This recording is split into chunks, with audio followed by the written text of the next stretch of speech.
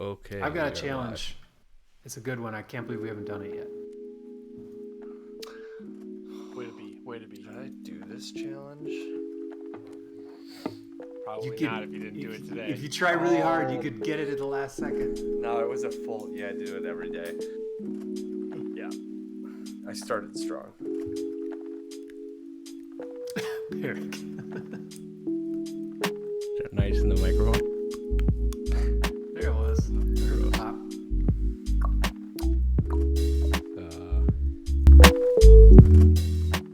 My starting soon is not working.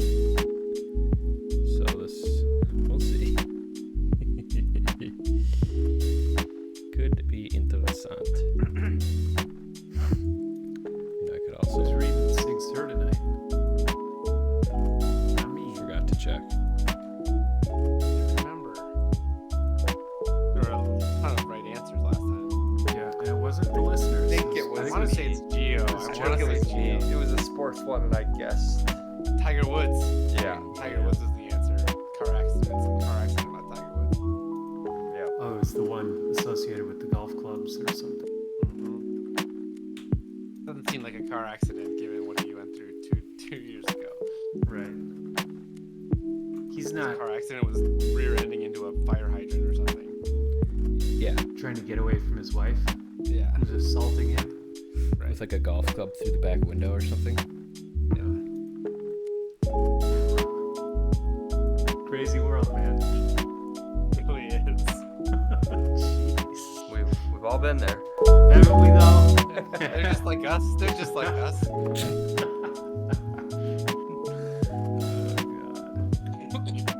Are you guys still here? Such a low-key dude for something like that to happen. I've never seen him riled about anything. Right. And he's the one that gets a golf club through the window. Did you see he just crossed the $1 billion net worth? I didn't see that. I thought that was... You Did hear he LeBron do that too? Recently? Yeah. Did you hear he was offered high 9 figures to do live and turned it down? He could have crossed the billion mark and then almost doubled his money with one deal. I mean, that would That have would have been hard to turn down. Right? I don't know. Yeah. He's got all the records and all that would probably get, Lance Armstrong to some extent. No. I don't think the public would tolerate that. I think they would fall behind Tiger before they fell behind the PGA. I guess I kind of agree with that too, but I just don't know. That seems like a big risk to take for only $1 billion. It's weird. You get to that kind of money and you're thinking how many generations of my family am I going to take care of? Right. All right, I'm going to start the show here. You guys ready? Welcome to the Good Guys to Know podcast. Good Guys to Know podcast. Welcome to the Good Guys to Know podcast. Good Guys to Know podcast. Yeah, we're listening. Oh, yeah,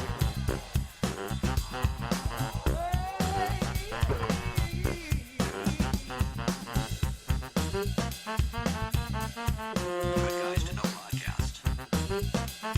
Good Guys to Know podcast. Welcome to the Good Guys to Know podcast, a bi-weekly production bring you information on a variety of topics guaranteed to mold you into a good guy to know.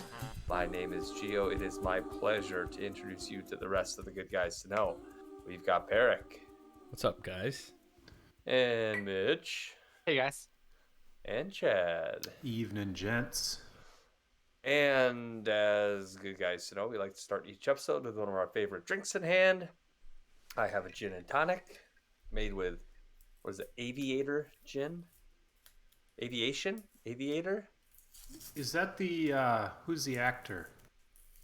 Which one is it, Leonardo Peric? DiCaprio? No. He was in the that's his Aviator, movie. right? No, he was who's in- the guy? Catch Me If You Can. Oh, shoot. He was also the Aviator.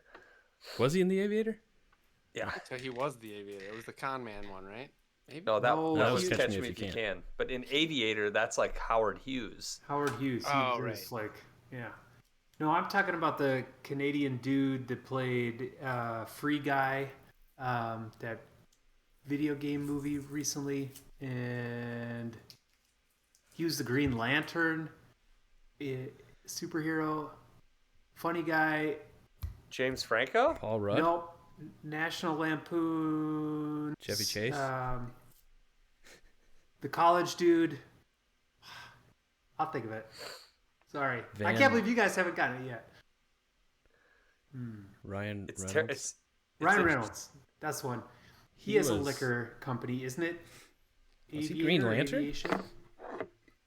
He was I'll find Deadpool, out. right? He was Yes. Deadpool. That's the one I should have thought of. Deadpool, yeah. Just making it challenging. I'm drinking a Curious number 4. You guys seen these in your Instagram feeds and Facebook feeds? Wait. Is this Your still what now? non-alcoholic? And your Are you back? What? Are you back? This is the last. I'm not back yet. The Okay. 15th. The 15th. I've got 5 days. Wow. Count them, 5 days, and then I'm going on a week-long bender. Just in time Fast. for Father's Day. Wow. No, yeah. So I got this is like some, craft-free cocktail infused with American ginseng to give you a boost and holy basil to help you unwind. So I don't know if you got upper and downer in there, I guess. Perfect. Our Holy spin on basil? Italian- It's Holy kind of a basil. speedball. Whole leaf basil? Holy, Holy. As in Like, blessed. As of God. Yeah, of God. Our Capital spin on H. Italian spritzes is perfect for when you want to get weird without getting wasted. Keep cold, invert gently. Serve What's- with orange or on the rocks. It's What's weird about it? Other than the nothing. I think holy it's just, basil. I mean, it's just like carbonated. It's like a pop, but it's just got a little. I don't know. It's got that little bit of a funkiness that a cocktail has. Not funkiness, but just something that's a little Is holy different. It's basil okay. the Harsher, same a little as harsher. But a little harsher. Yeah. That's exactly right. ashwagandha? Have you guys I heard of Googled- ashwagandha? No ashwagandha in this. Isn't one. that You're holy ducking, basil? By the way, again, pretty bad. I don't know if you can fix it or not. Oh, I can. Isn't that what holy basil is? Is What that is what holy basil? ashwagandha? I don't know. Maybe. I feel like I've heard that. Scientific name is Osmum tenuiflorum, family Lamiaceae, order Lamiales. Thanks. for that. Lamiales. Um, Hold on. great. It's That's an great. That's great adaptogen. info. It's an Adapt- It is an adaptogen. adaptogen. Oh Yeah. God. It was like the first thing up on the Google search. That might have been what was I've in my had old so many recess adaptogens drink. this last 4 months. It's also This last- Ayurvedic. What does that mean? Benefits. But fear not, because I just finished that one because it took us a while, and now I do have the hop water on the books. And Coming that back. one does have. Come on, that one does have ashwagandha. Oh, okay. Ashwagandha. Hey Mitch, I will be able to unwind. Yeah. do we want to like dive into this experience now, or should we save it till you're a little drunk on the next podcast? I think the latter is better. All right, better fair idea. enough. Fair enough. Definitely have Well, takes, but I do want to like actually write them out a little bit and have a little bulleted list of how it went. Well, Godspeed. I would hate to see you screw it up in the last 5 days, so keep it going. Also, Aviation Gin is the Ryan Reynolds gin. Yes, Chad, you are correct. Ready for Sig Sur, baby. Nice. Yeah, It you is had a- it I so didn't realize quick at the it's- tip of your tongue. It's an American gin from Portland, Oregon. It's really, really good. It's one of my favorites. He got into some tiff with some other famous person, and they were taking shots at each other. And Leo DiCaprio? no, it was Clooney? like aviation. No, it was. I'll figure that out before our next episode. Chad, what are you drinking? Finishing up a sour beer, Sippin' Pretty, from Odell Brewing in Fort Collins, Colorado. I kind of like this sour. I don't often Are have you a a sour. sour? I was gonna say, are you a sour guy? I don't mind sours at all, in the summertime at least. It's got kind of a summer thing. And then I'm going to move over to the Wolf Picker Experimental IPA. So I thought a nice delicate fruited sour before I kick my taste buds in the butt. Nice. Love it. Peric, what are you drinking? Did we already talk about what you're drinking? No. But I'm tired of gin. Oh. So I went to get some rye whiskey again. I was just like, I was drinking gin and I didn't have any. I don't know. I didn't enjoy it. I guess Gio's been talking about You how drank, much he's just drinking gin. Yeah, well, I wouldn't call. You drank like a bottle of gin in like 5 days. So I think there's still some down there, but yeah, I burned through some gin. So no, I went to get some rye whiskey, and I was walking in to get rye whiskey at the liquor store, and there was this guy at the sample counter, and he beckoned me over, and he was sampling a rye whiskey that he had made. He was the guy who made it. Whoa. And so he gave me a sample. It's the Stearns American. It's from Minnesota, from Stearns County, like St. Cloud. Cool. Pimento wood. Finished on charred pimento wood. And he gave me a sample, and it was really good. He gave me the sample, and I drank it, and he goes, "Oh, I forgot to mention it's 95 proof." And I was like, "Okay, that's fine." But it the way he did it actually made it better. It tasted really good. And then he told me it was 95 proof, and so I don't know. It was impressive, a little expensive, being local and small batch stuff. But I don't know. That label is cool. I thought. They got some cool turn Very moonshine into sunshine or something like that. From moonshine to sunshine. So anyway, describe this guy. He was very weird. I couldn't figure out how to describe him initially, but he was kind of sheepish, and I think he had a long skinny beard. Yep. And he didn't look you in the eye when he talked to you, kind of thing. I mean, normally you go to the sample counters and it's like a young person, whatever, who's really into drinking, wearing a bikini or something. Well, yeah, sometimes. But no, this guy was very different, and obviously it's because he's doing his own tastings of his own liquor. So anyway, thought I'd support him. How did he end up at that liquor store? Yeah, and of suburbia. Yeah. When I was going in to buy a bottle of rye whiskey, I know, total kismet, fate.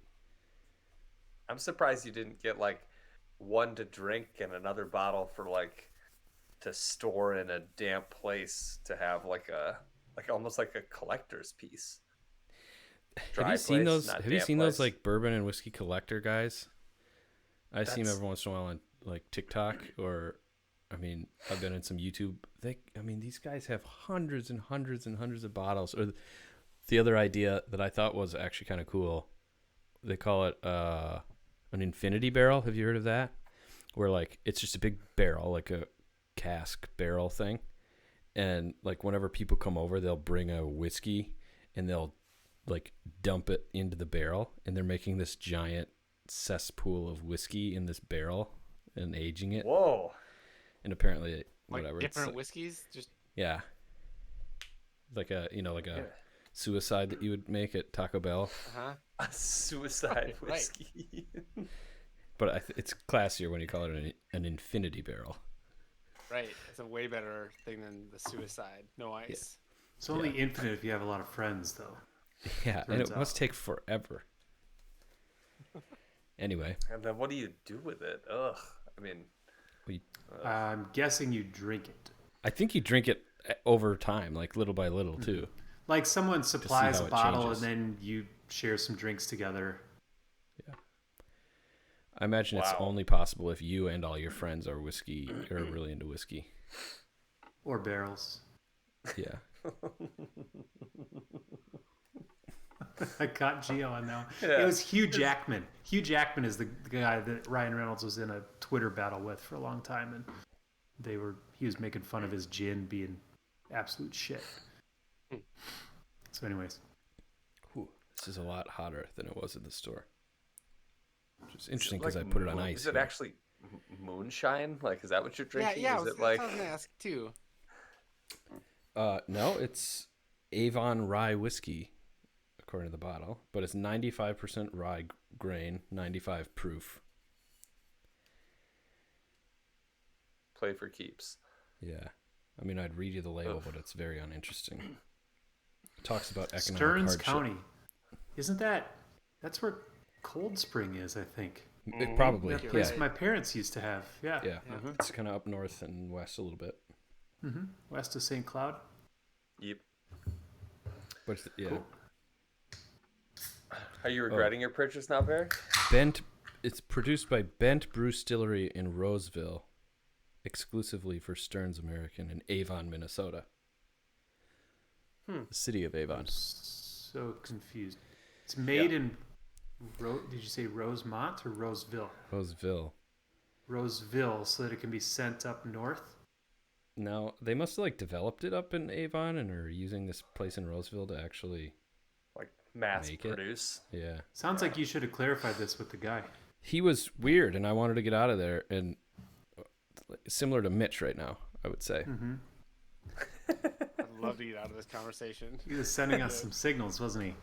In Just an subtle attempt to ones. become even better guys to know, each podcast we take part in an official Good Guys to Know challenge. These Was challenges. that Rose? Wait, last- can we get to the bottom if it was Rosemount or Roseville? That I think the listeners would love that. I got news for you, Mitch. The It's listeners have left long ago. which range from attempting the McDonald's dollar menu challenge to taking the U.S. citizenship test. Lasts for a fortnight and will definitely make you a good guy to know. As always, you as listeners are encouraged to attempt our challenges along with us. I don't remember who proposed this one. I think I did. Minnick's here tonight. I did. What's up, Minnick? I took credit because it came on the heels of me thinking I got to schedule a dentist appointment. So the challenge was to floss every night for the next fortnight until the next show. And it was a completion challenge. You had to do every single night to get any points whatsoever. And I did it. And I loved it. It was Really? felt like, yes, it felt like very little time investment.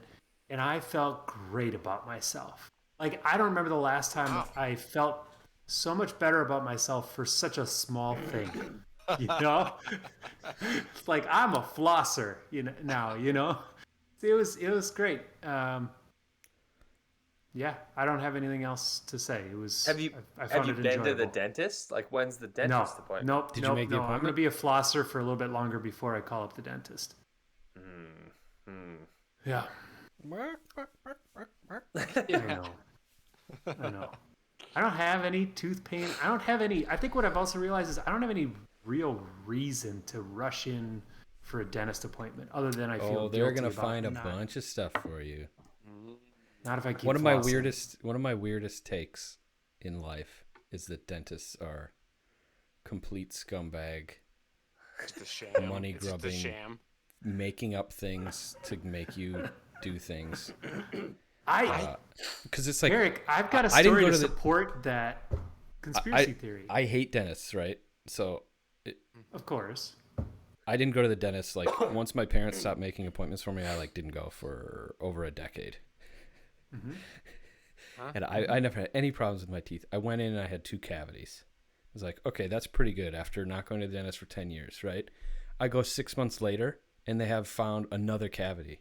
And it's like, I was just here 6 months ago and you didn't see this cavity.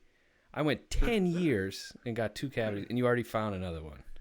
And it's like, I don't know, man. It just smelled fishy to me. Did you develop a really bad pixie sticks habit in between that time? No, nothing changed. I mean, I'm getting older. Maybe there's. I don't know. I told you guys about the dentist that I had that accused me of bulimia, right? Oh yeah. I forgot about that. You I had too, the same Jeffrey? thing. I had the same thing, Mitch. Oh, he 3 times in a row. He forgets we've had this conversation. He's like, Are you sure? Are you sure you've never had Yeah. a disorder? An eating Yeah. disorder? Did Yes, I'm sure. It was Jeffrey, did you tell him you just have a love affair with Trolley. full sugar Coca-Cola? Troll yeah, I eggs mean, and Coke. that's what I was like. He's like, is there anything you do that would be harsh on your teeth? And I was like, I don't know. I drink Coke, maybe a handful a week. And he's like, no, that won't do it. I was like, I don't know. I like candy, I guess. He's like, nope, not even close. Do you have an eating disorder? I'm like, what? No, man. Why are they so aggressive about this? Oh Isn't my that a really What? bad What? way to approach somebody with an eating disorder? Accuse Yes. them? Probably. Yes, can confirm it is.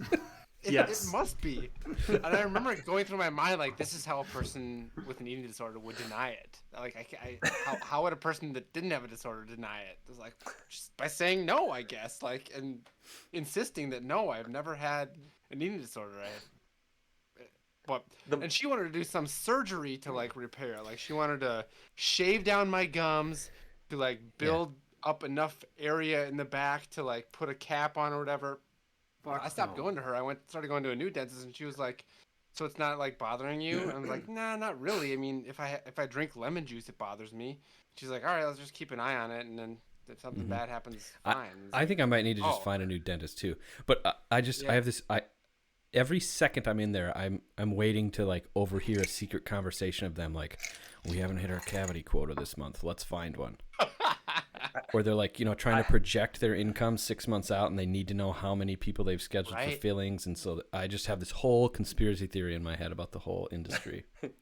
I doubt that it's like that malicious, but I think there is definitely a tendency to overdiagnose or like over provide or prescribe. Yeah. Plus, with such a like massive gap in like what dental insurance actually pays for, it's basically useless. Like, they don't pay for anything. Everything ends up being out of pocket with dental work. Why? Why are your teeth not a part of the rest of your body? I don't understand that either. Same with vision. Insurance is stupid. So mine, I went in and I told him, I don't know that he even found anything to suggest it, but I told him that I grind my teeth sometimes. And he asked if I do that at night. And I said, I don't know, maybe a little bit. Sometimes I wake up and my molars are a little sensitive or something. So he's like, well, it doesn't look like a problem right now, but if you keep doing that, you can really wear down the enamel, and then you can be prone to cavities the rest of your life. You can't grow it back. I was like, all right, well, what should we do? He said, we could try a mouth guard. And I'm thinking like a football mouth guard. And I was like, all right, sure. Sounds like a good preventive measure right now to avoid fillings later. And so he makes this whole mouth guard. It's like hard plastic. And it goes so far back, I gag with it in. There's no way in hell I'm sleeping with this thing in. Right? And so I take it back. I was like, man, I tried this. I couldn't tolerate it for 3 minutes, let alone all night. So he cut off like a third of it, like the back third. Still couldn't tolerate it. No way. So I haven't been back since. And I think that's a reason why.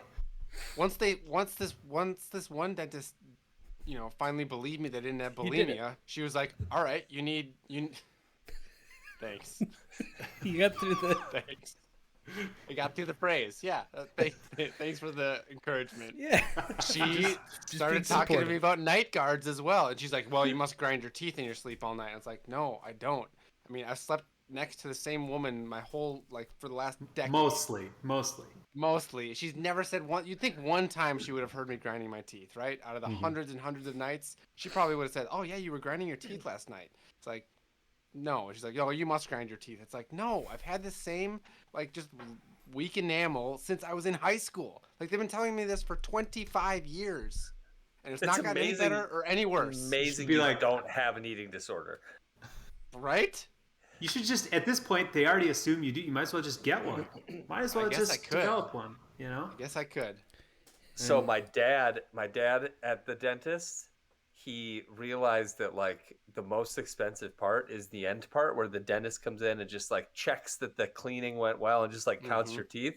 So now when he goes in, as soon as the cleaning's over, the dental hygienist stands up. She's like, okay, I'll go get the dentist. He's like, no, I'm good. And he just sits up and walks out. So they don't charge him for any of that stuff. He's just like, he just gets a cleaning. Like no other information. Does he give him like the credit card beforehand and then hightail it out the door or something? I don't know. He's like, he doesn't work. He pays for everything out of pocket because he's like an independent worker. Sure. So. Yeah. They just send him a bill. He just skips out on it. Doesn't get the whole dental doctor part. That's awesome. And he just gets in the car and pokes his tongue with a rubber glove just to remember the feeling. Count. Under his tongue. I will say, I needed a like emergency crown about 2 or 3 years ago, and I go to a really small dentist. Like it's this like just one dude in his office. How big is he? And it's very small. And 5'3", 5'4". I had this thing, like I had like a surgery scheduled for like 10 days later, 2 weeks later. I called him on a Sunday at noon and was like, hey, like my tooth is like really hurting. Like I can't sleep hurting. And he called me back an hour later on the weekend. It turns out the number that he has listed is his cell phone. Whoa. So he just like called me up an hour later, called in a prescription for like some antibiotic or something to get rid of the pain. And ever since then, like I drive all the way back into the city from my summer house to see this guy because he is just, that's one thing. Like care. I get it. You can skip it. Like there's a lot of bullshit that goes on with it. But like when you have a tooth problem, it's the worst pain I've ever had in my life. And having that dude on speed dial, if you need me to come every 6 months for cleaning to make that happen, sign me up. Like lifelong. Is that the one that thought you had bulimia though? He still asks me every single time. Literally years of every 6 months. He's like, God, it's a lot of wear on those front teeth. It's like, yeah, I don't have bulimia. Like, certainly not bulimia. Whatever it is. I just lead off with it. I would never make myself vomit. Ever. That's totally what somebody with bulimia would say. Makes me look. This is good, dude. If you guys need a dentist in Minneapolis, have I got a guy for you? All right. I didn't do the channel. Well, I tried it. I tried it for a few days, and then I didn't. I fell off. Something grossed me out about it. Like, what was it? Oh, I kept getting like little spittle on the mirror, right? So like when you pop it out, you got to take a step. Take a step back. Take a step back from the sink. I know. The fix is probably simple, but since I'm not like a very adept flosser, like I'm always looking in the mirror, and then when I pop it out, bunch of spit on the mirror, and I just didn't like that at all. Those also work really well. Those seem so wasteful. Wasteful. Yeah, I don't know why. It's stupid, but I don't know why they package them each individually. They don't, do they? You put them in a bag. No, it's a big bag full of these things. No, I like these just because I don't know how many inches of floss do you use to floss your mouth. Do you do the whole like what you were taught as a kid? You wrap it around your second finger so that you can steer it with your pointers. And I end up using like 2 feet and then you of floss. Unwrap one, wrap one to move to a different portion of the string or whatever. Yeah, this is way better. You know what I like with those is you can use the other set of teeth to get it in there if you need to. You know, if you got a couple teeth that are close together, you can bite down on it and it pushes it up in. And you don't have to like dig, you know. Is that what you did, Chad, or did you use traditional? I used traditional. Yeah. I didn't do the challenge, but I did like the day after our last podcast, I went and ordered another bag of these things, and I've been using them here and there, way more than typical, I guess. But I don't get the every night credit.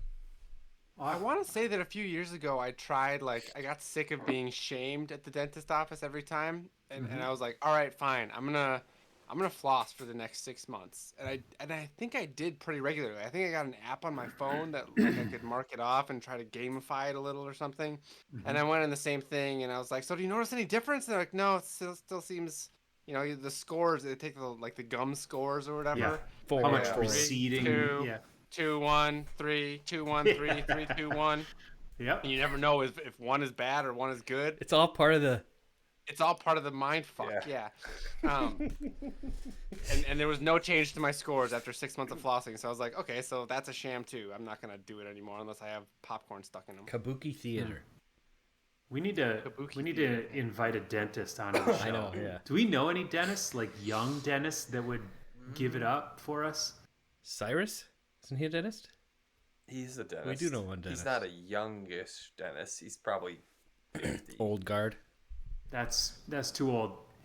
At this point, his retirement is based on us not figuring it out. So my dentist is in his 30s.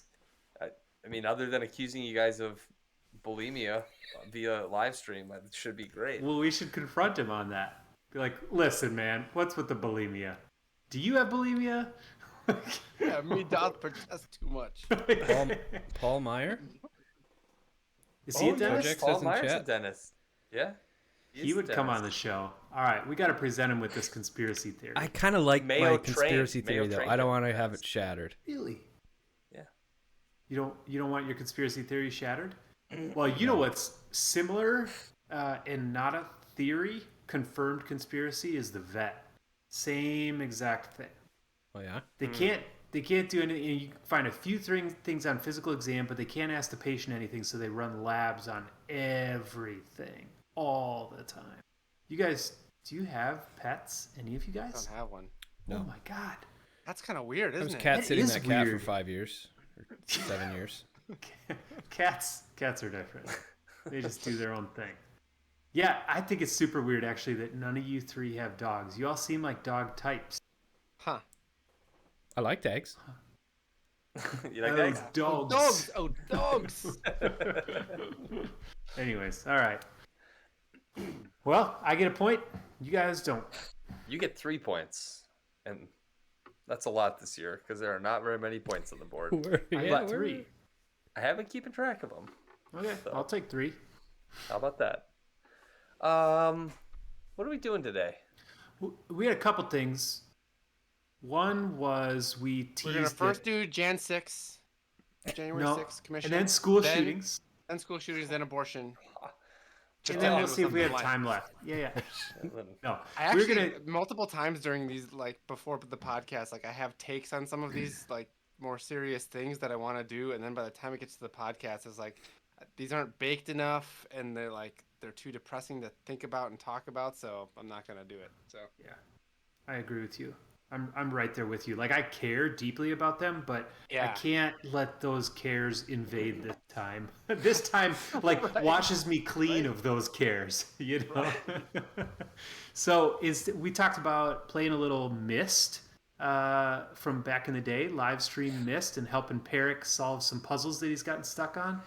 And then we were maybe going to talk a little bit about the LIV Golf League. Because that started this week.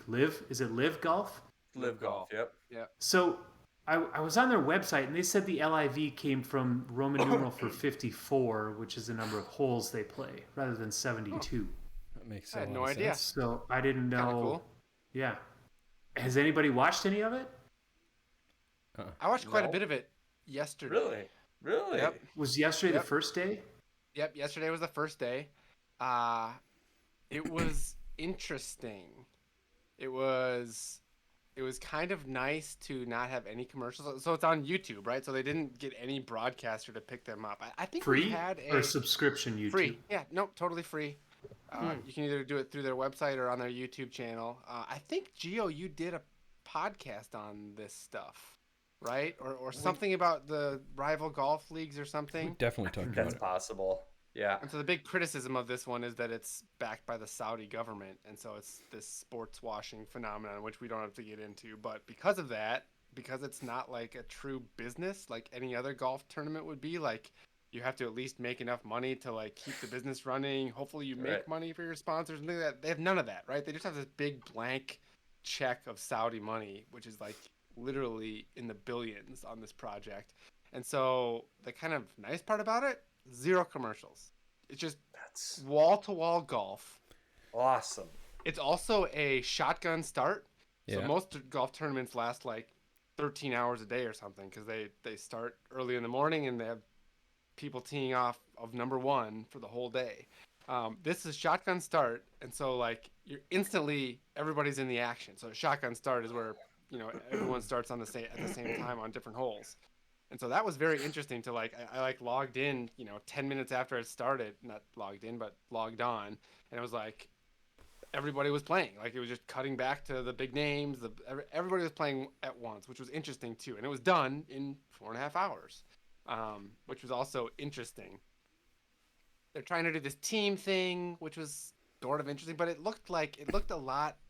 I thought it was going to be kind of rinky dink because it was like, on YouTube, and I thought they'd have technical difficulties, but it looked like golf. It looked like a golf tournament. There was nothing like special. Did they have graphic overlays?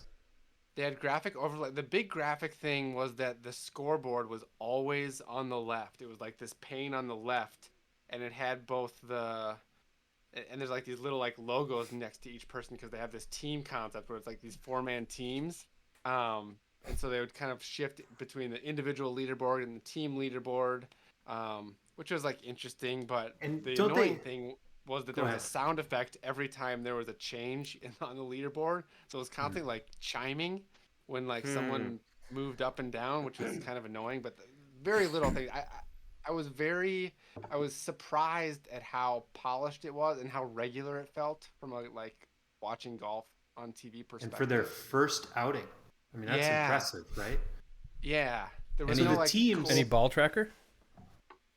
A little bit of shot tracer, not as much as like the Masters had or stuff like that. But it was, and the announcing was like not great, but the announcing on the regular PGA Tour isn't great either. Isn't great either, yeah.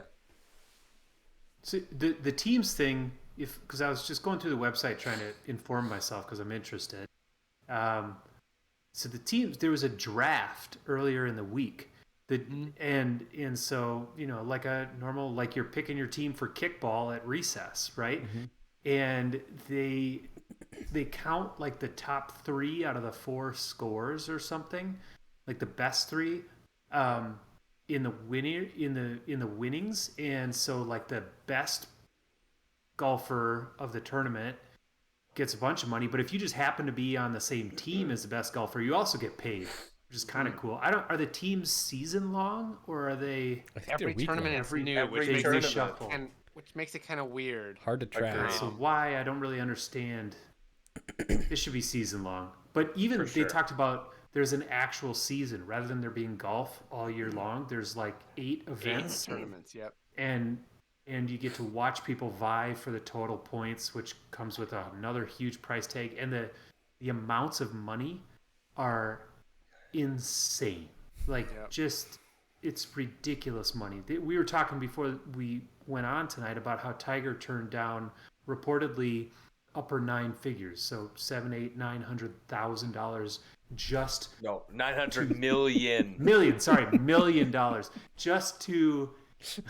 900,000. I mean, it tells you, like, at that point, it's funny money for me. I can't even imagine what that would be. Just to sign on to play. That's not like all the winnings. He turned it down, but obviously many people did not. Dustin Johnson got 150. 150 million. Just to sign. And they announced just earlier this week that Bryson. And who's the other?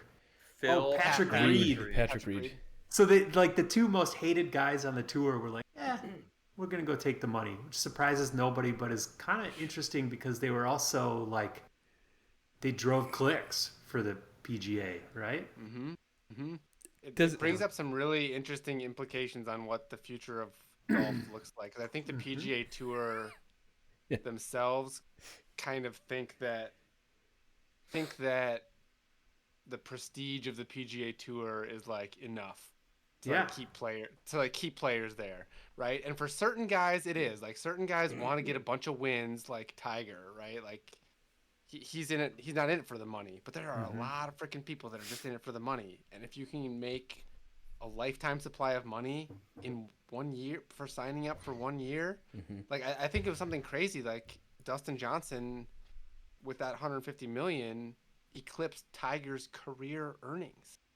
Like, not endorsement, but like on course tournament earnings.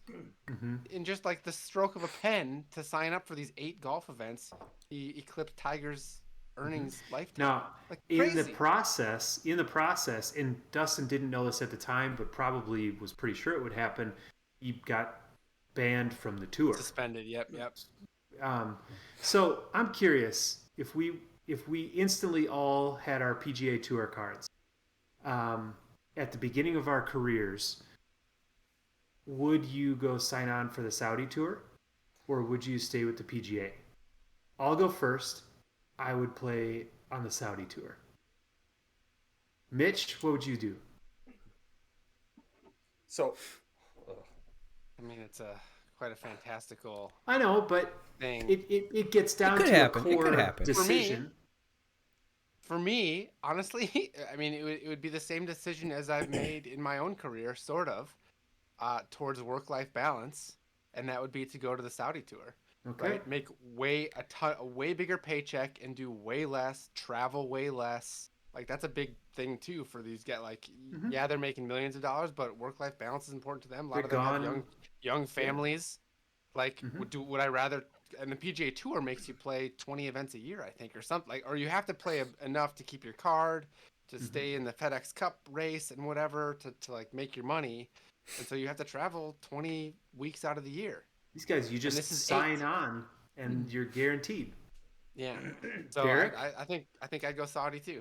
I mean, if you guys are playing Saudi, I like playing golf with you guys, so I'd probably go Saudi just to play with you. I have zero interesting thoughts on this. I don't think. I mean, I would, yeah. Assuming I just got my PGA Tour card and I was desirable enough to be invited, right? And it, obviously it would depend on what that amount was, like to a major extent. But assuming it's large, yeah, I would do that. If I were to go professional, I would certainly consider money to be one of the highest rewards of doing that. It's so uncertain. There's so much competition to just like stay on the tour. Injury, I mean, you're talking about competition to stay on the PGA Tour. On the PGA Tour, yeah, that's like all of these variables that, like, for most people, I mean, just to be a pro golfer, you're like in the 0.01% of golfers in the world. So like, to stay on the PGA Tour is still a fraction of professional golfers. I mean, for sure. If I'm like a graduating college golfer and they offer me $5 or $10 million signing bonus, and like, I don't care if the league falters in 3 years, like, right, this is very likely, unless I'm literally a generational talent, it is the right decision. Plus, like, when you're 25 or whatever, 22, like, you're kind of probably a little bit more of a shithead and, like, you can find a way to rationalize, like, it's probably okay. Like, I probably won't get cut into pieces with a bone saw, but other than that.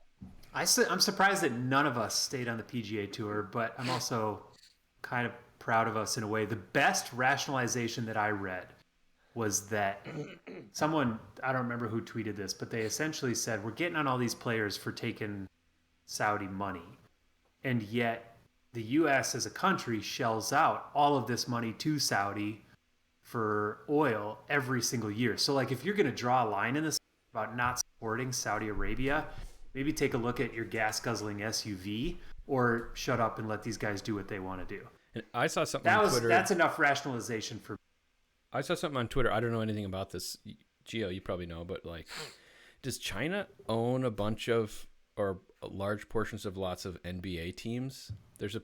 Somebody made a comment that like there's a ton of Chinese money in NBA team, either ownership or sponsorship or whatever. It's not ownership. Most of the NBA ownership is in the U.S., but sponsorships, like they now are able to put like one business logo on their jerseys. And a bunch of those are like internet, Chinese or foreign internet companies that are. But like, okay, those.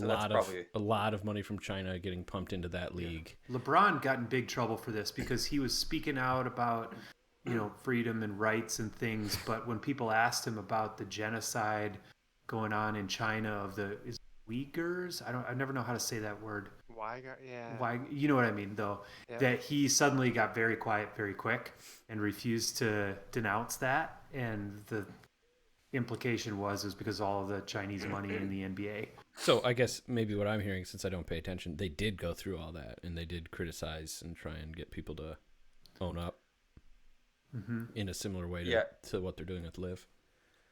Yeah, because the NBA also has like a huge fan base in China and like sends like top players over for like exhibitions and stuff, and it's really, he's very retired, but I mean, like it's the same kind of thing. Like they're getting maybe some dirty money tips on top to go play basketball over there temporarily. So we should say, if you're not totally up on it, we should explain why people have such a big problem with this. And the issue is, Mitch, you mentioned the term sports washing, which is a common term for somebody, a country, in this case Saudi Arabia, that's on the hook for doing a lot of terrible things, which we all agree they have done, including the killing of Jamal Khashoggi, right? And all this bone saw stuff and persecution of tons of people, all these, human rights violations all over the place. And what they do, or what they're theorizing all this is about, is they throw a ton of their money at this new sports league so that when people talk about Saudi Arabia, Google Saudi Arabia, the first thing that comes up is the live golf tournament, not the killing of the, multiple people in terrible ways. So that's what sports washing is, right? Is it just change the public attention a little. Why do they care about, why do they care? Why would they want to sports wash? I think they care about their country's prosperity. I think they want to get in on the economic development that's happening around the world. I think they probably recognize that oil money isn't forever, and they want to try and lift themselves out of this status as being looked down upon by literally everybody. And they have so much money. Yeah, they care not about the money. I mean, they need to find a way to get that out, and it's like you can't buy a bunch of cars. I mean, like, your billions or trillions of dollars, like, you have to make big purchases, and like one of the only ways to do that is literally sports franchises, like billion-dollar, multi-billion-dollar organizations. Same thing happens in like the oligarchy in Russia, right? Don't they own a lot of? Minnick says they could go to the dentist. That was good. That was good. That enamel saw. Yeah, there's a lot of really rich Russians that own sports franchises as well, is my understanding. So, yeah, it just refocuses the attention on something it's very universally interesting loved. that it feels like the first sports rift or division of a big major sports league that we've had in our adult lives, right? Mm-hmm. Yeah, it'd be kind of like if the NBA split up. No, we had XFL. XFL. There's some new arena football thing going on right now too, right? But that NWA? Those things never threatened. Those things never threatened the main league, right? Like, no one ever thought that the NFL was going to go away, or that the best players were ever going to not want to play in the NFL. This was like an extra sideshow for people that wanted to still make money in football but couldn't hack it in. I played that game on N64, I think. WCW versus NWA, where they had like that sub. NWO. Oh, NWO. Right? NWO, yeah. New World Order. Yeah. Yep. Can anyone explain what the beef is with the PGA? So part of this got kicked off with Phil doing making a lot of tone deaf comments, but he had an axe to grind with the PGA. What was that? Is it essentially they're siphoning off a ton of money rather than passing it on to the players, or what is the deal? It's generally a lack of transparency for where the money is going, and a lot of it comes down to the PGA Tour has like a super liberal pension policy for players, and so they have this humongous slush fund, like, I don't know, hundreds of millions of dollars, that's basically just used to like build up money to pay off pensions of players. And so that's one of the reasons they think more of that should go back to players. And then also they think the PGA is taking in too much money, and more of that money should be going to the players, especially the top players in the world, because even though they're the ones that are making millions of dollars playing golf, like, the actual value that they add to the sport is 10 times what they're actually being paid. So it's interesting. It's a very interesting argument. Like, so I can watch Live tomorrow on YouTube? Yes. Like, what time? 9 a.m. I think. 9 a.m. There's going to be golf in Saudi Arabia. Where are they playing? London. They're playing in London right now, yeah. That's in They go all over the world. There's a couple Trump courses on the Rota this year. And the next one's in Portland in a few weeks. So after the U.S. Open, there's one in Portland. And so that's the big thing that everyone's waiting on now, is what are the majors going to do, right? So obviously all these players that have gone are suspended from the PGA Tour event, so you're not going to see them at the John Deere Classic or the Memorial. So it's like, or the PGA Championship. Who cares? PGA Championship could still. Didn't the I thought that was PGA Championship Tour. just happen like a couple weeks ago? It did just happen, but I don't think you need to be. I mean, people that aren't on the PGA Tour can play in the PGA Championship. But they're not kicked off the PGA Tour, right? Like you don't. They are kicked off the PGA Tour. The live PGA players champion, are, but that's what I'm saying. So is a PGA Championship that doesn't count? I don't think so. Interesting. I think you get into PGA Championship by your world golf ranking and stuff. I would be very surprised. No, they lose all their world golf ranking points or all their PGA from their championship points. So they can't play in the tournament. No, they stripped them from their FedEx Cup points, I thought. Oh, yeah. I think it's because the live is all based on world golf rankings too, to some extent. They don't get world golf. They have the world golf rankings hasn't weighed in yet on what they get for these live events. They haven't decided. But what isn't that maybe how they pick the captains or something? I saw something about using world golf ranking to determine teams or something. But so the U.S. Open, ostensibly at this point, will still allow them in. Yep. The British Open, hosted by Her Majesty, will still let them in, right? Yep. The Open Championship. For now, right? We think. And so everyone's waiting to hear from Augusta. I don't know about the PGA Championship, actually. I think the that PGA Championship is only PGA Tours. I thought and so. that includes the PGA Tour Latin America, the Asian Tour, like all of the umbrella. Okay. And playing professionals they get a chance to get in there too, but it's PGA Tour. I gotta believe didn't the Masters, aren't they disallowed from the Masters? Didn't I read that somewhere? It hasn't come out officially yet, but there's strong rumors that a few of the players have been told like you are not welcome back in Augusta. That's also like that's like Danny Willett. Like he fucking is like his only tour win ever, and now he's playing on Live Golf. Like they were looking for a reason to kick him out. It's much more interesting with like Dustin Johnson, who was like a relatively recent winner, like Phil. Or Phil, yeah, jeez. Like now, there was a small differentiation between players who just started playing with Live and didn't do anything versus ones that actually resigned. And so if you resigned, you just have to sit out a year. Kevin Na resigned.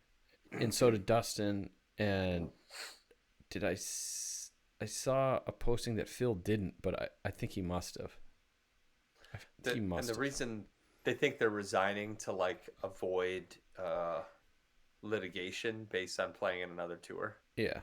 But also there was, the terms of their contract or whatever. If you resign, you have to sit out for a year and then you can come back. And unless they change that rule, these players could theoretically come back. But the ones that didn't resign for whatever reason, they can be fired out for breach of contract. They're like banned for life. Yeah. But I wonder if that's how the Masters will differentiate too. Like, you have to sit out for a year. It's so interesting. I've got two sentences about each major when you guys have a second. Go for it. I'd like to U.S. Open. The USGA confirmed this week that Live players are eligible for the U.S. Open. The statement was sure not to endorse the Road Tour, but said by their entry standards, those eligible will be permitted to play for now. The Open Championship, it's a safe bet that RNA will follow USGA's lead and allow eligible players to participate while denouncing the Live, but nothing's official. PGA Championship, PGA of America bylaws say entries must be part of a recognized tour.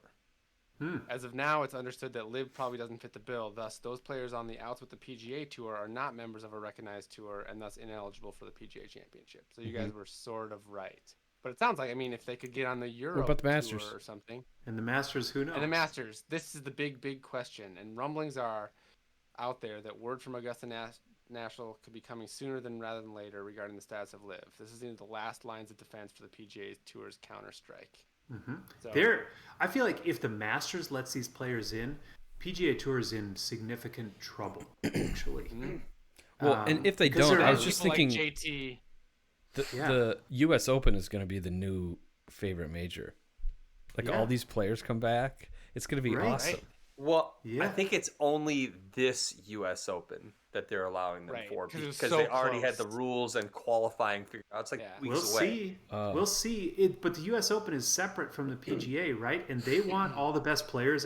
tournament. They could sell more. All these majors want that because otherwise it kind of cheapens the major a little bit if you don't let all these guys in, right? Like if Bryson, DJ, and Phil, a bunch of other people don't play in the Masters, like is whoever wins that Masters, like it kind of cheapens it a little bit. Like it dilutes the power of the Masters if you don't have all the best players. Totally agree. So I kind of like how the initial is like, how dare you guys, shit on the tour and go take this blood money. Then if you think about it for just a little bit longer, it's like, it makes a lot of sense to do that. These guys are just people at the end of the day. They're trying to make the most they can with the physical abilities they have, set their families up and have some consistency in their lives and be home for part of the year. I mean, from that perspective, it makes all the sense in the world. So it's a really complicated moral argument. Does he have a Grand Slam?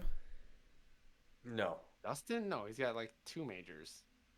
He's got really? a U.S. Open and a Masters. I think is it. I think that's it. Yeah, I don't think he's won the Open, the British Open. I don't know. Open.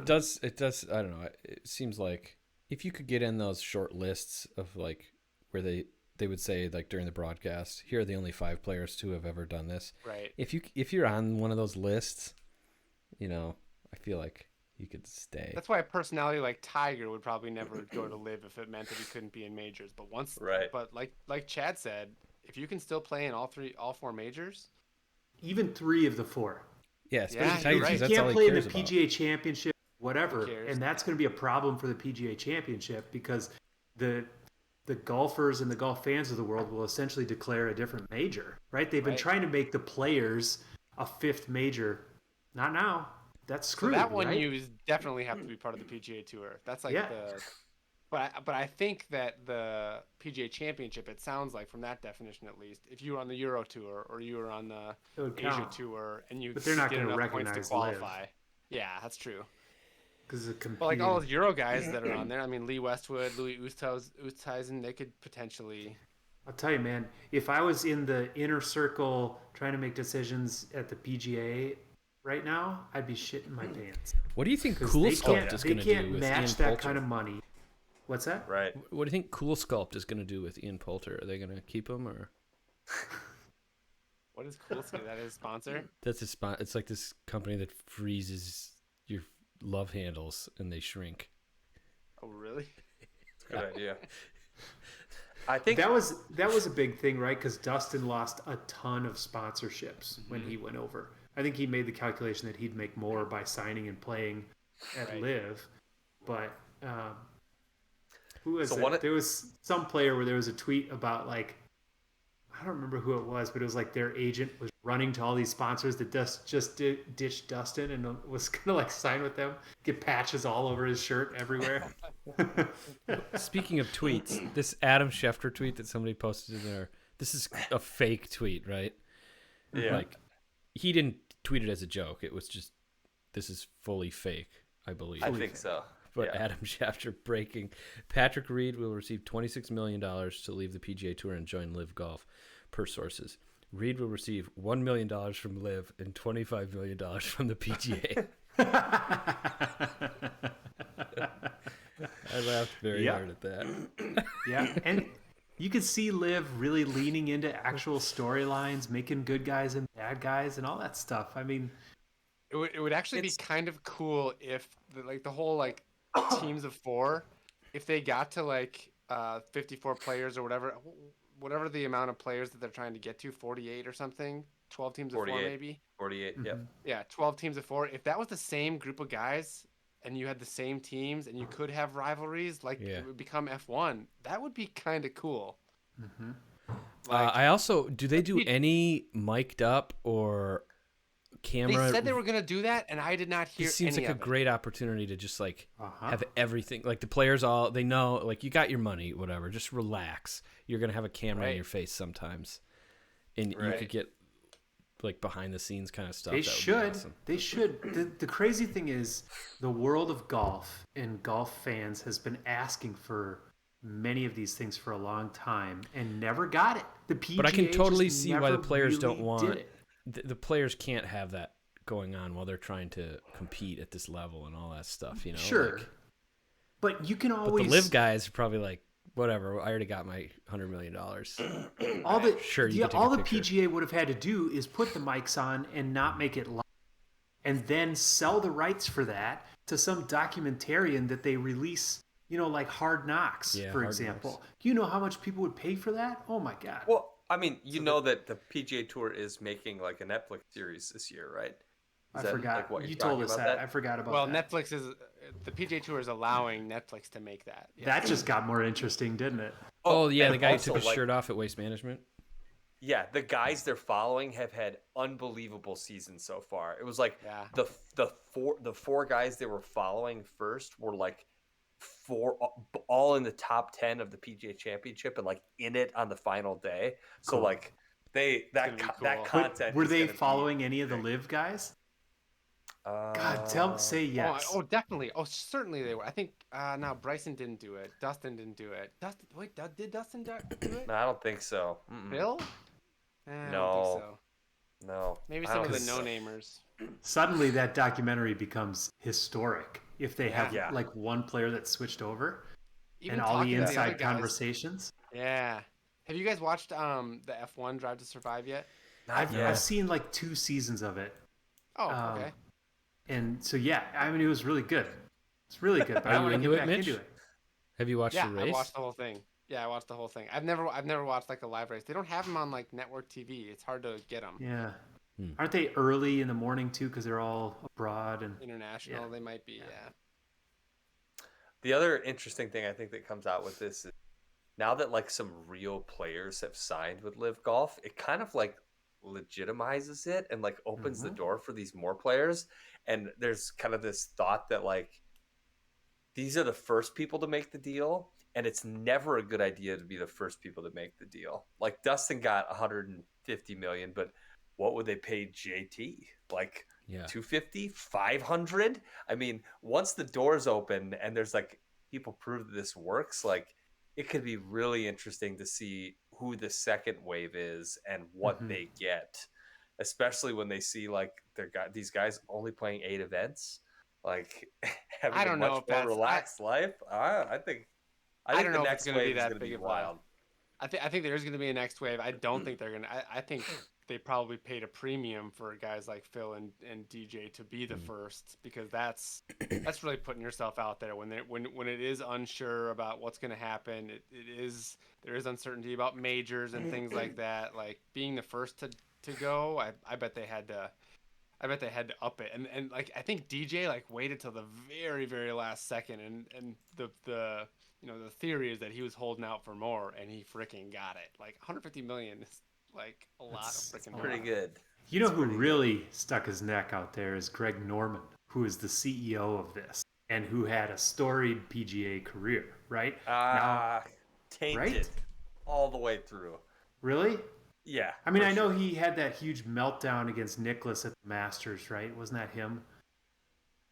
I just keep reading. He was famous for like 86 hating Masters, the tour and being critical. Oh, really? He always had he always I had didn't know that. Ian's bonnet about. I mean, this is perfect for him. Then, can you imagine? Yeah. He is sitting so pretty right now. Oh my God, he's not only making tons of money, but giving 2 middle fingers to the tour that he has hated for a long time. Mm-hmm. And I think this tournament is a like resounding success for them because it's going on, it's happening. They got a couple of good players. Like a lot of the golf journalists and podcasts and stuff that I listened to were kind of thinking it was going to look like a joke and be a joke and not be successful. And I think that's what the PGA Tour kind of thought too. And it's like, oh, you got some real good people. It looks like golf. No commercials. Like it was nice to watch. It's like people have complained that the PGA Tour is stuffy and full of themselves and allergic to change forever, right? Mm-hmm. And finally, someone with enough money to make a good product came along and totally screwed them. The take that I found interesting, because I had that thought as well. The take that I heard on No Laying Up today when I listened to their podcast is they actually don't really care that much about the product. PGA doesn't? Yeah, or like they don't care about us, the viewer. No, Liv doesn't. Oh, Liv doesn't care about right. creating like a cool product because they don't need it to be viable from a business perspective. They just need it to look relevant, right? If their main goal is sports washing, they're not doing this as a business venture. They're doing this as a political tool or whatever to change their perception of their country, which is much different than, if the PGA Tour had just put mics on guys, that would be better. Like that's assuming that Liv cares about the product, and of course they do, but like overall, like they just have a blank check and they want to put these 8 events on and pay a ton of money to be somewhat relevant. It had to be kind of a moonshot idea for them, right? In some ways, I feel like they must be sitting there like, oh my god, this worked, I can't believe it. Right? Yeah. We pulled it off, and now what do we do? I imagine they never expected that it would have this kind of success, or at least didn't think it was likely. Crazy. I'm into it. I'm not into the terrible things that Saudi does, but I am into the disruption. What if they would just kill the last place guy every tournament? Behead, not just kill, behead. Because that's what they do. Less, that work-life balance is probably not worth the risk. How many hundreds of millions would it take, and that's it. If you're DJ, it's probably safe. I mean, there was some dude there this week that shot like 76-82 to start. Like that's not gonna get the job done. Oh boy. And then you think about like all the people on DJ's team, all his psychologist and his dietitian, all these people are probably getting raises as well. I mean, think about. They said I heard today that there was rumors that caddies were just getting paid by Liv 10% flat fee of their players' winnings. So that's a much bigger jump for the caddies, right? Yeah. So DJ wins $4 million, right? And typically they would pay out their caddy anyway, but Liv's just going to pay that instead. Liv will pay, so not out of Dustin's $4 million? 400,000. 400,000, 40% of. So that wouldn't touch Dustin's $4 million. They would pay the 10%. So they pay 110%. That's the rumor. Yeah. That's the rumor. Yeah, that's the rumor. Totally makes sense. Yeah. So like, it's kind of insane. I forgot. Sounds like Kuchar will be in the next wave. Right. So he doesn't have to pay his caddy. Wait. That's just good, sound financial decision right there. He won't have to worry about paying caddies anymore. All right, we got to be done with this, right? I have nothing left to say about Live Golf. I feel like I need to watch an event to have more. Yeah, I want to watch tomorrow. I want to watch. Throw it on. You will see like constant players play. Yeah, actual constant action. Randy Newman, man, Minnick. I think you're the only one watching, but the chat is great. Good old Randy Newman. Randy Newman, the guy who played against you in your qualifier, Gio. Oh, is that who it was? Yeah. Yeah, that's right. Randy Newman. Minnick asked if he's going to be in Live. That's awesome. All right, let's move on to Significant Surrender. Yeah. Significant. Minnick, you playing? I'm reading, supposedly. I'm going to quit Myst. We're not doing Myst, right? Nah, not this time. We're out of Ship time. sailed. We should do it. We should do it, though. Although, I think it'll be fun. Yeah. Maybe we could adopt it as like we do it at the end of the show for a little bit each time. People can hang out, yeah. Yeah, my computer is... I quit it, struggling? But it still looks like the stream is laggy. Come back to me now. Man, gotta get some points tonight. I'm kind of disappointed in myself that I haven't been under the influence at all this essentially last 4 months, and I've only scored 6 points. Hold on, guys. You can consider it disappointment, or you can learn from that. I guess that's true. Maybe like sometimes happens in a golf round, you need a little lubrication to get the. Yeah. I mean, alcohol causes disinhibition, and you probably don't want to be inhibited in Sig Sur. True. All right, maybe we're doing this. No listeners tonight. So it seems. Minnick's not playing. He's going to bed. Okay. So See you, I Minnick. assume we don't have anything. Unless Good to see you. Kojak was there a while ago. I saw Kojak in the chat lurking around. Yeah. But, no, I think we're good. Well, there are, according to this laggy system that shows how many people are watching, there are a bunch of bots watching us. So Twitch bots. Sweet. Come on into the lounge. We'll pull you in. If you are watching and you don't know how to join, say something in chat. We'll get you in here to play this trivia game with us. That's true. All right. Question 1.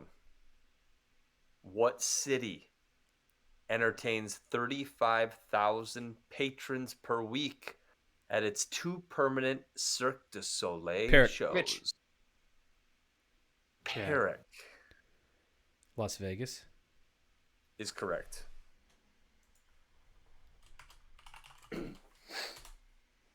Nicely done, Perrick. I think this might be an easy card. Who was told to lose 50 pounds, cut off his ponytail, and promise not to wear a silk kimono? Chad.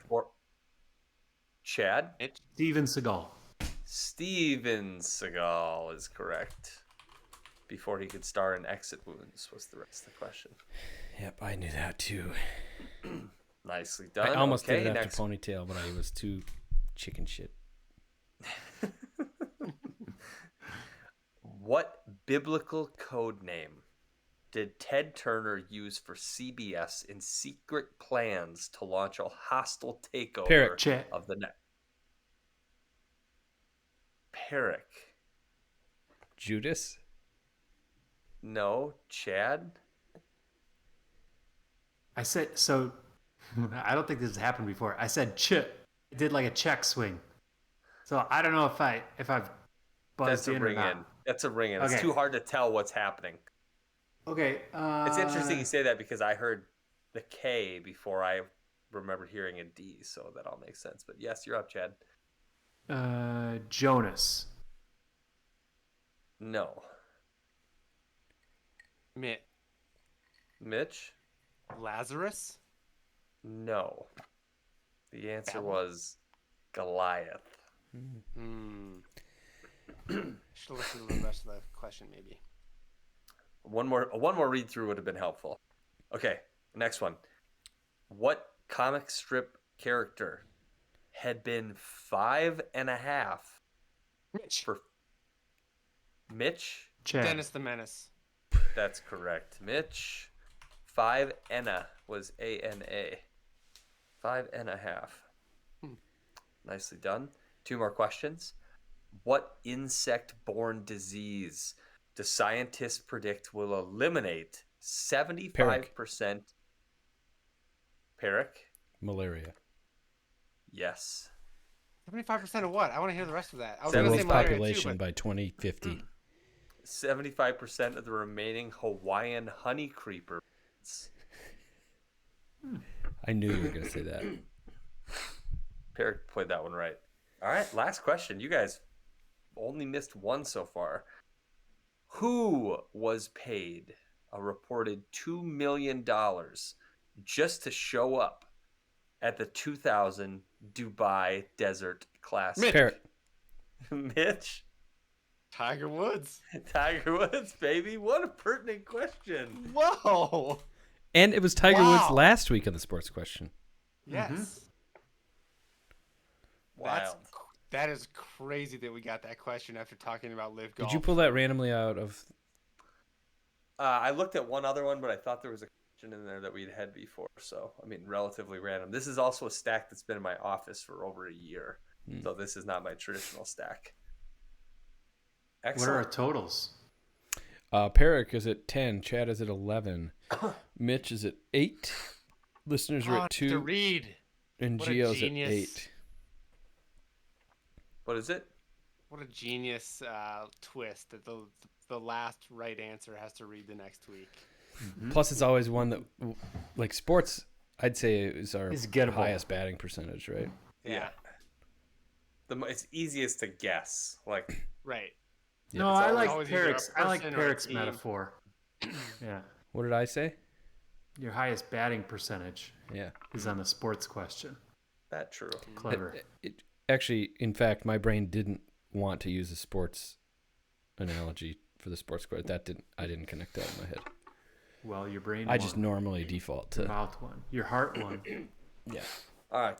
Cool. Good work, boys. Good games. What's the challenge? Puff, did you say the challenge time? So I can't, like I said earlier when I teased it, I can't believe we haven't done this before. This seems perfect for good guys to know. I think it's going to be right up Perrick's alley, and I know it's right up my alley. We are going to learn to tie some new knots. Oh, yeah. Every one of us has to learn 3 new knots. I'd encourage you to show one of those knots on the next episode and reference by name the other 2 knots that you can do. This is incredibly accessible. You need some type of rope and the internet. And a can-do attitude. And a can-do attitude. There are really good knot tying tutorials online. They're all over YouTube. There's a ton of good stuff. You can make it very useful, or you can make it very weird. Whatever you want to do. I would say 3 new knots, though. Like if you just think about something that you need to do or something you do often, like tying a Christmas tree to your car, right? There's a best knot for that. Mm-hmm. And that's a fun way to get into the YouTube pit, because you can go into YouTube videos where it's like, oh, here are the 10 best knots, and that's a lot of knots in one video. But there's some guy who's like, this is the best way to tie a Christmas tree to your car. Right. And then if you can get that down rote or whatever. Mm-hmm. Yeah, I mean, it's interesting because there's a few you could probably break down into, it has been broken down. I'm looking at the Ashley Book of Knots on my bookshelf over here, written by Clifford W. Ashley. I've been really into knots lately. I love lamp. And no, Angie bought a computer screen challenge. Maybe a microphone-based thing. Angie bought this book for me kind of as a joke, but it's the Bible of knot tying. It's a really old book. This guy Clifford Ashley was like an old ship captain, essentially, and it breaks it down into different uses. Like, are you trying to take a rope and tie it together, loop? Are you trying to connect it to something to hold it down? Are you trying to make something that slips when you want it to but tightens? There's different categories of types of knots, and I agree, Perrick, if you think about like a function, that'll help you whittle it down. That's what I've tried to learn 100 times, and I just haven't ever done it enough. But if you think of like tying a tarp down, like at your campsite, right?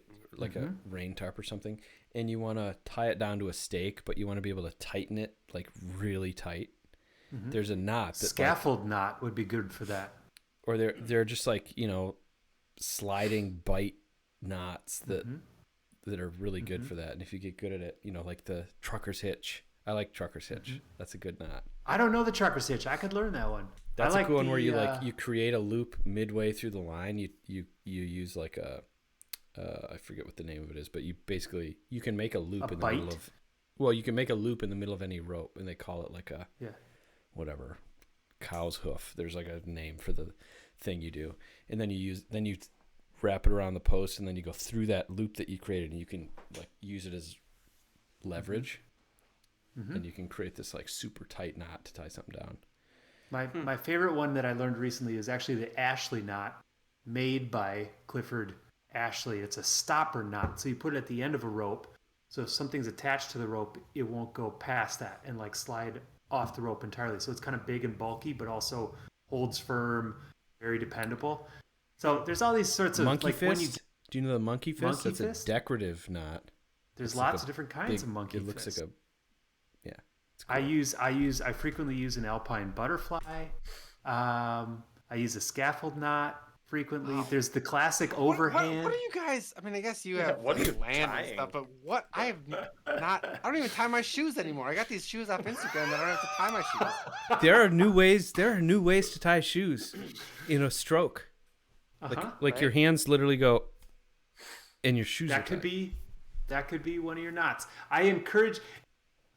I love where we're all at. Peric and I are down this rabbit hole, way down. To answer your question, I have no idea why I've watched YouTube videos on knots. I don't use them. I don't need to use them. Gio and Mitch, you guys have not even glimpsed this rabbit hole yet, and I'm curious to see what your experience is. I hope you get really into it because it's kind of fun. I've found it entertaining. A super cheap hobby to get into. Pretty useful. A few of them are at least. So check it out. Hobby is maybe a strong word for it, but I'll give wait it a try. till you see the videos. It can encompass. I'm with Peric. It can take some time. Yeah, there are people pumping out videos that are creating new knots, like in the year 2022. I was doing the same thing. I don't understand why you're not amazed by that. New knots? Think about the inputs. You've got a single rope, and there's only a certain number of ways to You're losing me on this, Chad. Totally. Really? Okay. Well, But did you know, like your standard overhand, like double knot that you would tie to keep something tight? There's like if you do it the wrong way, it's a granny knot and it'll come apart all the time. But if you just change one thing and you wrap the loop the correct way, it won't come apart ever. Mm-hmm. I mentioned the scaffold knot earlier, used by rock climbing to tie into an anchor. If you do one thing wrong, it's called the death knot. It'll just come right out, and many people have died doing it. This is life or death, Mitch. This is serious stuff, you guys. I can't wait for this recap. It's gonna be. You cannot wait. Compelling podcast. Cannot wait. God, I hope you. We'll see. I think my prediction is one of you will find this much more interesting than you expected. All right. If you give Trucker's it, hitch. Just Google trucker's hitch and just look at how cool the knot is. And there are slight modifiers. They're really cool things. 3. Another knot book I like. Just kidding. I wasn't gonna. Just kidding. Okay. That all she wrote? Yeah. Anybody want to play some Myst? Or Chad, how far into Kerbal did you get? I mean, I think I landed on. I'm gonna end the stream. 3 Later, everybody. other